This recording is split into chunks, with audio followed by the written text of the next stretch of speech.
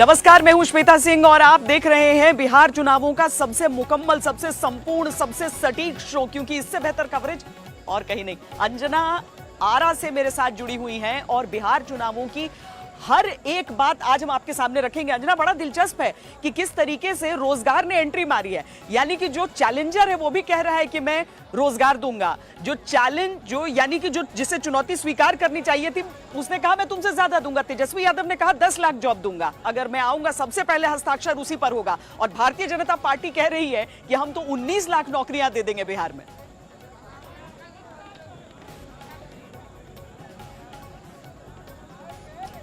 नमस्कार, आप देख रहे हैं हम बिहारी। आपके साथ मैं हूं अंजना ओम कश्यप। और सियासत की ये माया तो सियासी जमात ही जाने श्वेता, क्योंकि उनके लिए तो ये समझना समझाना बहुत मुश्किल है। उनके लिए शायद ये वो वायदे हैं जिनके जरिए उनको वोट मिलेगा, लेकिन यहाँ किताबें पलट पलट के युवा इंतजार कर रहा है कि कब उनकी जिंदगी पलटेगी और नौकरी उन्हें लगेगी। लेकिन कुल मिलाकर जो तस्वीर है आज के चुनावी घमासान में, वो इस रिपोर्ट में देखिए, क्योंकि अब बात और बोली इसी पर आई है कि सबसे ज्यादा नौकरी हम ही लेके आए हैं। ये रिपोर्ट देखिए। बिहार में चुनाव है, वादों की भरमार है, लड़ाई में बेरोजगार है और रोजगार पर तकरार है। बेरोजगारी की मार से खलिहर बैठे बिहार का युवा एकाएक नेताओं के लिए सत्ता तक पहुंचाने वाला सारथी बन गया है। बिहार में चुनाव है, रोजगार पर तनाव है। न केवल 19 लाख रोजगार के नए अवसर मिलेंगे, बल्कि हमारी 1 करोड़ महिलाओं को भी आर्थिक आत्मनिर्भरता प्राप्त होगी। तो ये पड़ा तेजस्वी यादव के वादे वाले नहले पर बीजेपी के वादे वाला दहला। जिस रोज से चुनाव की घोषणा हुई थी, उसके पहले से ही तेजस्वी ने ऐलान करना शुरू कर दिया था कि सरकार में आएंगे तो 10 लाख लोगों को रोजगार देने वाली पहली कलम चलाएंगे। उसके बाद जो होगा सो होगा। वो खाली पदों को तो भरना ही है। और यूनिवर्सिटी चले जाओ, प्रोफेसर की कमी है, हॉस्पिटल चले जाइए, डॉक्टर्स की कमी है, नर्स की कमी है। तो आप 4.5 लाख तो ऑलरेडी जो है वो खाली है। जो 5.5 लाख जो नौकरियां जो हम बता रहे हैं, वो सभी राष्ट्र औसत के मुकाबले सभी मानकों को मिलाते हुए मिला के करना है। कुछ लोग हास्यास्पद बयान दे रहे हैं, जो लोग थक चुके हैं शारीरिक और मानसिक रूप से, जिन लोगों ने 15 साल तक कुछ नहीं किया। मगर तेजस्वी के रोजगार दिलाने के वादे ने नीतीश कुमार को चिंतित कर दिया। बगैर वक्त गंवाए वो सवाल करने लगे कि 10 लाख रोजगार तो दिलाएंगे, लेकिन पैसा कहां से लाएंगे। कोई आदमी को शाम के बाद कोई घर से बाहर निकल पाता था? जो बुरा हाल था सबको पता है। यहाँ कानून का राज नहीं था, जंगल राज था, तो तकलीफ में थे। लेकिन अब नीतीश कुमार की बोलती बंद है, क्योंकि वो तेजस्वी के वादे पर तो निशाना साध सकते हैं, मगर बीजेपी के वादे के सहारे ही उन्हें सत्ता का स्वाद चाहिए। बस तसल्ली की बात यह है कि इस बार बिहार के चुनाव में रोजगार की बात हो रही है। सरकार किसी की भी बने, मगर ये वादे अगर हकीकत में तब्दील हुए तो बिहार के बेरोजगारों का भविष्य सुधर जाएगा। पटना से रोहित सिंह के साथ आज तक ब्यूरो। बहुत बड़ी त्रासदी है अंजना, ये आज की बात नहीं है। देखिए ना, जब से हम आज से 10 साल पहले, 20 साल पहले, 30 साल पहले सबकी बात अगर हम कर लें, हर आदमी को दिक्कत ये होती थी कि बिहार से पलायन क्यों होता है, क्यों लोगों को रोजगार लेने के लिए बाहर जाना पड़ता है। अगर आज भी राजनीतिक पार्टियों को ये कहना पड़े कि हम इतने लाख और इतने लाख नौकरी दे देंगे और देश भर में एक तरह की से हम ये स्थिति देख लें, बहुत बहुत बड़ी, बहुत दुर्भाग्यपूर्ण बात है ये।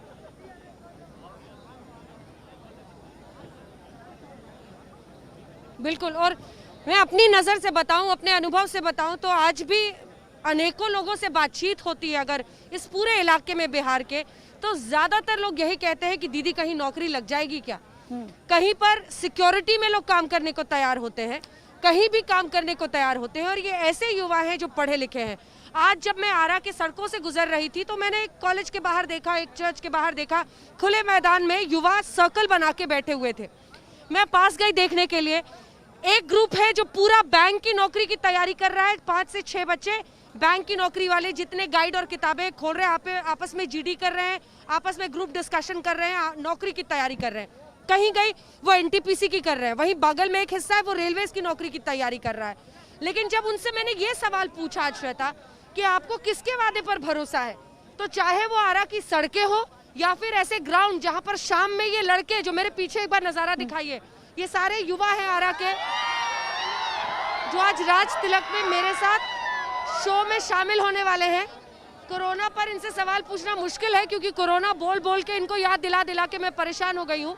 लेकिन वापस वहीं पर जाते हुए, जब लॉन हो, सड़कें हो, मैंने जब भी युवाओं से बात की और पूछा तो ज्यादातर लोग वही थे जो ये कह रहे थे मुझे दोनों में से किसी पर भरोसा नहीं है। ये है हताशा की इंतहा। देखिए इस रिपोर्ट में।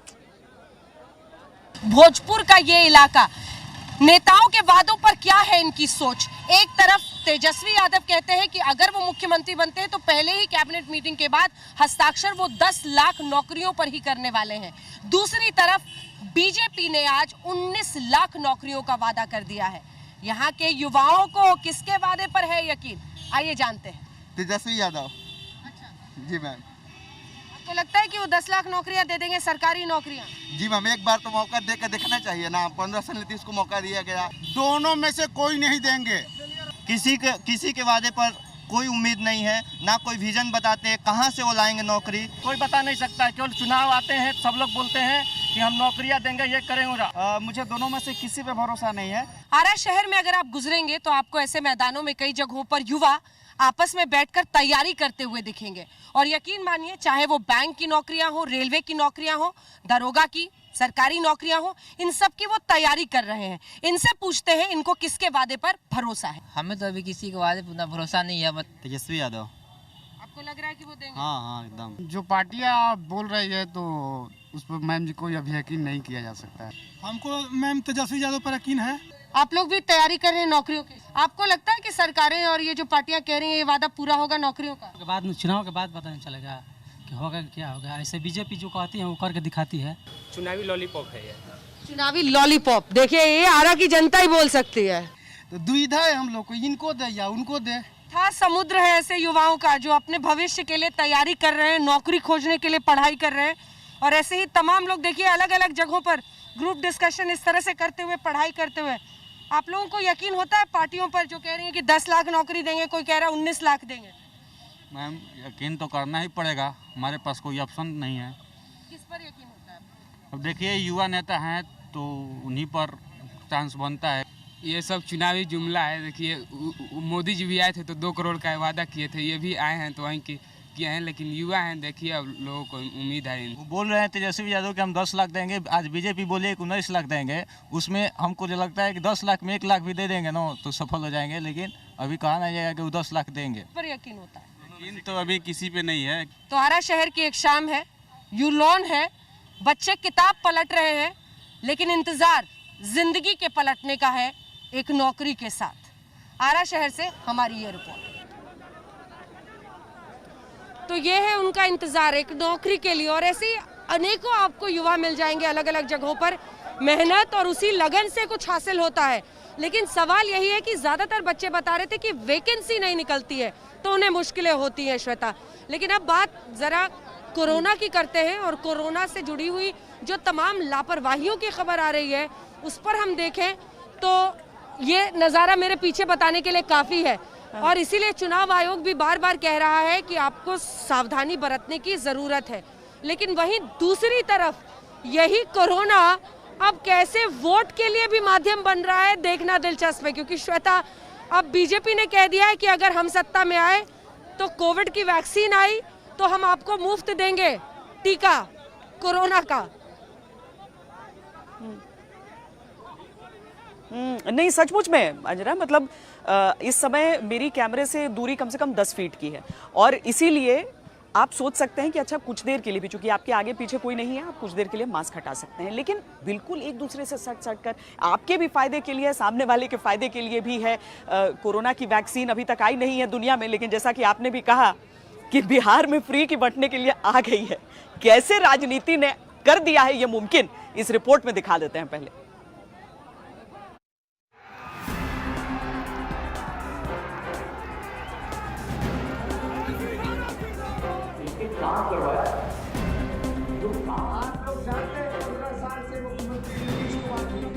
वैक्सीन बीमारी तो भगाती है मगर वोट भी लाती है क्या?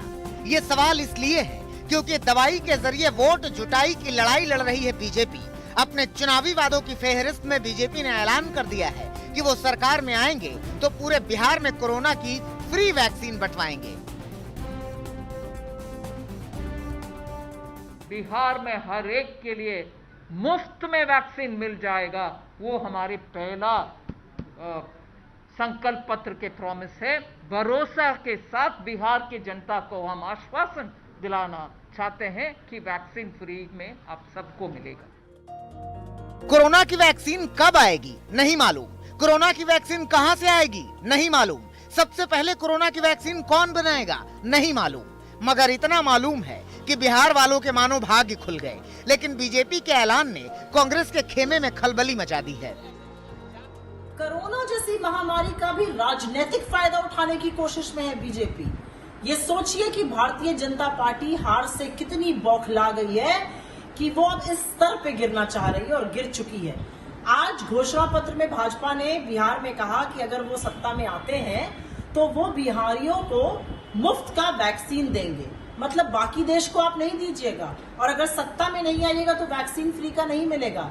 आप मौत पर भी राजनीति करते हैं, आप महामारी पर भी राजनीति करते हैं। ये है भाजपा की असलियत। और मैं एक बात बिल्कुल साफ तौर से बता दूं कि बिहार ने भाजपा और जदयू जैसी महामारी का वैक्सीन ढूंढ लिया है, वो है महागठबंधन कांग्रेस और राजद। बीजेपी के बयान से आरजेडी वाले भी बिफर पड़े हैं। ये शर्म का विषय होना चाहिए। अरे साहब, जान माल की जिंदगी बचाने की चीजें भी चुनावी घोषणा पत्र में, मुझे तो लगता है संभवतः किसी ने मिसगाइड किया और इन लोगों ने आज भाजपा को ऐसे खड़ा करके रख दिया है जिनके लिए चुनाव में वो जिंदगी का सौदा भी कर सकते हैं। इधर बीजेपी कह रही है कि वो कोरोना की वैक्सीन फ्री में बंटवाएंगे, उधर बिहार का आदमी मानने के लिए तैयार ही नहीं है कि कोरोना जैसी बीमारी कोई है भी। भयानक लापरवाही है। कोरोना की रफ्तार कम हुई है, लेकिन कोरोना का खतरा जस का तस बना हुआ है। वैक्सीन जब आएगी तब आएगी, लेकिन अभी तो सियासत से इतर सुरक्षित रहने का सवाल है। पटना से रोहित सिंह के साथ आज तक ब्यूरो। दरअसल प्रधानमंत्री को भी इतनी बार सामने इसीलिए आना पड़ा है, इन चीज़ों को लेकर सतर्क इसीलिए करना पड़ा है क्योंकि लोग इस बात को समझ नहीं रहे हैं, सीरियसली नहीं ले रहे हैं, हल्के में ले रहे हैं। और सीधी सी बात है कि जब तक दवाई नहीं है, जब तक वैक्सीन नहीं है, तब तक हल्के में लिया नहीं जा सकता इसे। लेकिन बिहार की जनता के लिए इतना समझ लीजिए कि चुनाव के दौरान लॉकडाउन के बाद जो आर्थिक स्थिति हुई वो जरूर मुद्दा है, लेकिन कोरोना एज सच वोटिंग के लिए बहुत कम लोगों के लिए एक मुद्दे के तौर पर नजर आया। लेकिन अंजना, मुझे लगता है कि चर्चा को हम उस तरफ ले चले जहां पर बिहार की जनता सोचती है कि यह बहुत बड़ा मुद्दा है, क्योंकि विधानसभा चुनाव पहली बार शराबबंदी के बाद होने वाले हैं।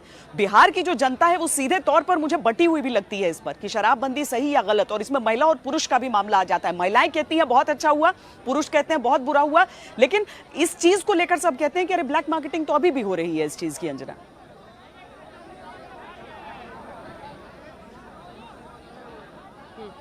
लेकिन सबसे इंटरेस्टिंग एक एनालिसिस जो आया था कई सीटों पर लगातार इस फैसले के बाद, चूंकि महिलाओं की तरफ से एक उम्मीद थी, तो जितने स्थानीय और लोकल चुनाव हो रहे थे उनमें महिलाओं के फेवरेट बन गए नीतीश कुमार, क्योंकि नीतीश कुमार को लेकर अब महिलाएं बहुत ही खुश हैं।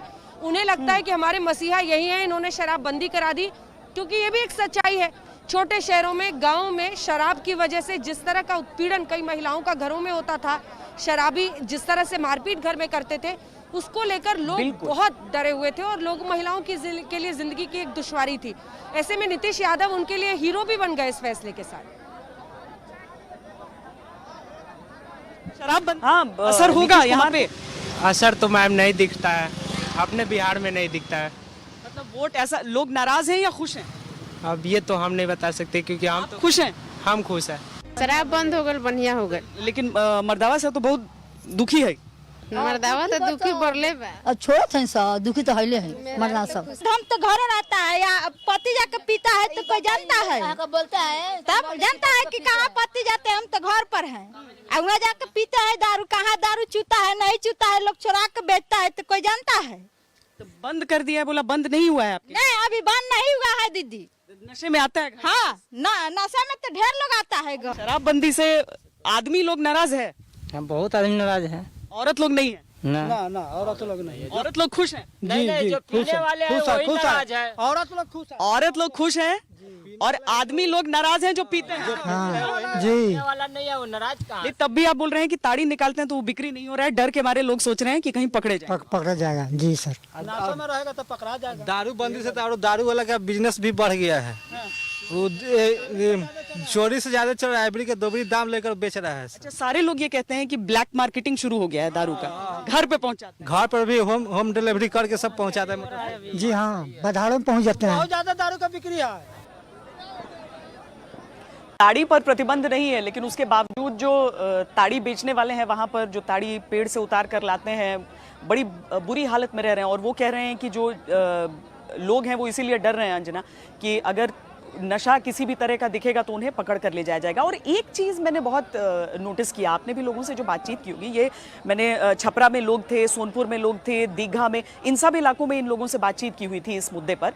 एक चीज़ मैंने देखा, लोगों को लग रहा है कि जो गरीब है उसे पुलिस पकड़ कर ले जा रही है, जो अमीर है वो होम डिलीवरी करा रहा है। अंजना,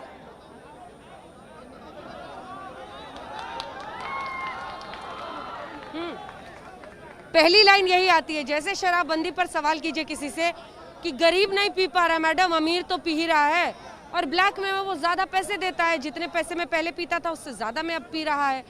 तो ये एक इसका साइड इफेक्ट है कि एक पैरेलल ब्लैक मार्केट एक तरह से बन जाता है, होम डिलीवरी हो जाती है पैसे देने पर। लेकिन ये सब अपने आप में एक जगह, दूसरी तरफ शराबबंदी का उनका फैसला जिसकी वजह से उन्हें पता है कि महिलाएं उनके हक में है, ये शायद नीतीश को ये आत्मविश्वास देता है जिसकी वजह से उन्होंने इतना बड़ा फैसला लिया। श्वेता, इसलिए कोई और दूसरा खुलकर इस चीज पर वैसे बोलता नहीं है। और याद कीजिए ना, पहले एक साल में किस तरीके से जब बरामदगी होती थी और पुलिस के पास से शराब के बोतल गायब हो जाते थे, और कैसा तर्क दिया था उस समय बिहार पुलिस ने, उन्होंने कहा था कि ये चूहे जो हैं वो, अब मतलब ये जब शुरुआत हुई थी, एक चीज होती है किसी नियम को, किसी कानून को बना देना, और दूसरी चीज होती है उसे लागू करना। और इसीलिए चाहे कितना भी कर लीजिए, ये रोजमर्रा की चीज थी, जो चीज आपने भी कही है अंजना, कि सीधे तौर पर जो महिलाएं जो घरेलू हिंसा का शिकार हो रही थी उनके लिए बहुत बड़ी राहत की चीज थी। लेकिन इसका अमल आपको लग रहा है सही तरीके से हुआ है बिहार में?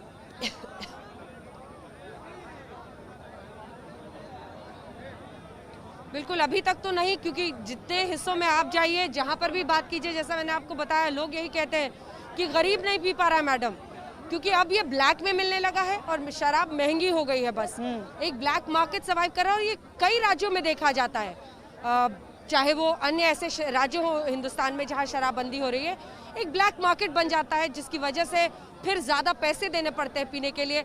अगर देखें तो शायद वो अपने आप में एक डेटरेंस है, लेकिन कुल मिलाकर क्या हासिल, चुनावी तौर पर ये नीतीश कुमार जानते हैं, और इसको मुद्दा बनाने में देखिए ना, कोई भी पार्टी खुलकर कहाँ कहती है, चाहे वो तेजस्वी हो या कोई भी और पार्टी हो, वो कहाँ खुलकर कहती है कि इसको बंद कर देंगे या इस पर हमारा ये स्टैंड है। ये एक ऐसा मुद्दा है जिस पर सभी बोलने से बाकी पार्टियां कम से कम हिचकिचाती हैं। अच्छा अंजना, कुछ बातचीत में ऐसी लोगों से बहुत सारी दिलचस्प बातें सामने आ जाती हैं। मैं दीघा के गंगा घाट पर शूटिंग कर रही थी, मैं किस तरीके से लोग अलग अलग मुद्दों पर बोलते हैं, कि उसमें एक आदमी अचानक, जो सुनकर ही लग रहा था कि शायद नशा है, वो मेरे पास आया और उसने कहा कि झूठ नहीं बोलूंगा, मैंने शराब पी है। उसकी बात जरा मैं सुनाती हूँ कि उसने क्या कहा था। डर भाई नहीं हमको है। क्या सोच के वोट देते हैं? किस आदमी, कैसा आदमी को वोट देंगे? हाँ, हम किसी को देंगे? लालू यादव को जिंदा देंगे। आपको लगता है शराबबंदी सही हुई है? नहीं, गलत बात है। क्यों गलत है? गलत क्यों है? दारू नीतीश कुमार क्या है ना कि दारू पूरा बिहार में बंद है, और उससे दोगुना चार गुना बेसी हो गया है। आदमी भूखे मर रहा है, कहाँ तक आएगा? नाव कमा रहा है बाली बेच के, उसको पुलिस पकड़ के जेल में भर्ती कर दे रहा है, और उसमें डर के आदमी भाग जा रहा है, तो मर जा रहा है, कूद के डूब जा रहा है। मतलब गलत रास्ते से पी रहे हैं लोग, आप कह रहे हैं? तो क्या करेगा? गरीब आदमी पिएगा, मेहनत कर रहा, पीबे करेगा। तो शराब तेरी यही कहानी, शराबी तेरी यही कहानी, कुल मिलाकर पूरी बात यही समझ में आती है। श्वेता, हाँ, देखिए ना, कोरोना में लॉकडाउन जैसे ही हटा था, लॉकडाउन तो कायम था और उसके बीच में जैसे ही जब दुकानें खोल दी गई थी तो दिल्ली से लेकर हर इलाके की तस्वीरें कैसी नजर आ रही थी। लेकिन यहाँ पर ये इसीलिए अहम है क्योंकि यहाँ पर राजनीति इस पर चल रही है। अगर ये व्यक्ति ऐसी बातें बोल रहा है तो ऐसा नहीं है कि जो सत्ता में है वो नहीं जानते हैं या जो विपक्ष में है वो नहीं जानते हैं। ये एक पूरी तरीके से एक राजनीति, एक नीतीश कुमार का चुनावी वादा था, उन्होंने उसे पूरा किया, एक अच्छा कदम, सराहना की गई इसकी। लेकिन ये कुछ फाइनर पॉइंट्स हैं जिनका ध्यान रख लेना चाहिए था ताकि एक व्यक्ति को ऐसा न लगे कि दूसरा व्यक्ति अपनी आर्थिक स्थिति की वजह से ऐसा कर पा रहा है और हम नहीं कर पा रहे हैं। लेकिन सारी राजनीतिक पार्टियां इस पर खामोश नहीं है, सारी राजनीतिक पार्टियां नहीं है खामोश। जीतन राम मांझी तो खुलकर कर रहे हैं वादा, सुनते हैं क्या कहे। क्या आप बदलने के लिए कहेंगे मुख्यमंत्री नीतीश कुमार से? जरूर समीक्षा करने के लिए कहेंगे कि जो बेगुनाह फंस गए हैं, जिनको आज बेल दिलाने वाला कोई नहीं है, वैसे लोगों को सरकार कानून बना करके रिहा करवावे। चूंकि वो तस्कर नहीं है, तस्कर तो छूट जा रहे हैं, जो हजारों करोड़ में खेल रहे हैं वो छूट जा रहे हैं। अब गरीब बेचारा पावर पी लेता है तो ब्रेथ एनालाइजर लगाते हैं। मतलब बड़े लोगों को बचा लिया, छोटे लोगों को फंसा दिया। निश्चित रूप में अभी यही स्थिति है। इस चीज की समीक्षा के लिए हम नीतीश कुमार से जरूर बोलेंगे कि नीति ठीक है लेकिन उसके इम्प्लीमेंटेशन में कहीं न कहीं गड़बड़ी है। उसको ठीक करके शराब नीति को हम लोग चाहेंगे कि भाई रहे, शराबबंदी रहे, लेकिन गरीब का विक्टिमाइजेशन नहीं हो। मुद्दा ये भी है और बड़ा है, लेकिन इससे ज्यादा बड़ा मुद्दा रोजगार का है युवाओं के बीच। और अंजना, आप यही सवाल लेकर और तमाम और सवाल लेकर आज आरा से राज तिलक इसी पर करने वाली हैं।